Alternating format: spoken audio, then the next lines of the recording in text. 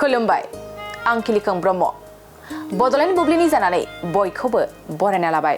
दिनै 26 डिसेम्बर 2023 नोंथांमोननो बड'लेण्ड बुब्लिया दिनैनि साना मानि थाखाय मिथिजायो एबा दिनैनि सानाव मा हाबाफारि फालिनाय जायो नोंथांमोननो फारि फारि बड'लेण्ड बुब्लिया फोरमायगोन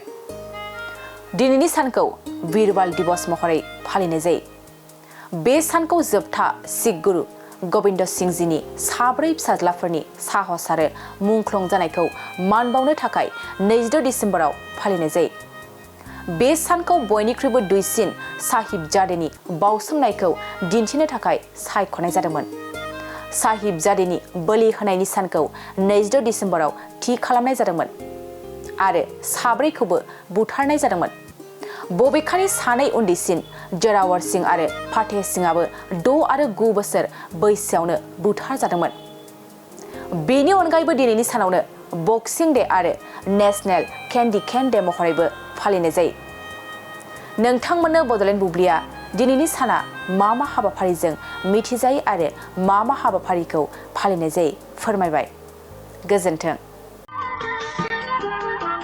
बड'सा फिल्म प्रडाक्शननिफ्राय क्रिसमास आरो गोदान बोसोरनि गोजोन हामलायनाय बावहरबाय गोजोनथाव खौरां रायजो राजाफोरनि सुबिदानि थाखाय फैगौ गोदान बोसोरनि 2 जानुवारिनिफ्राय 20 जानुवारिसिमनि थाखाय सिगांनि बेसेननिफ्राय खम खालामनानै आलायारन सावथुनखौ हरनाय जासिगोन बेनिखायनो गोसो गोनां रायजो राजाफ्रा गोदानै होनाय नैबे गाहायनि नाम्बाराव कन्टेक्ट खालामहरनो हागोन गुरै खावलायहरनाय नोंथांमोनखौ फुंनि 10 रिंगानिफ्राय बेलासिनि 3 रिंगासिमल' बुकिं खालामनो थाखाय कन्टेक्ट नाम्बार होनाय जाबाय नैबे मबाइल नाम्बार 8453766183 नङाब्ला 9678616741 7896298145 आव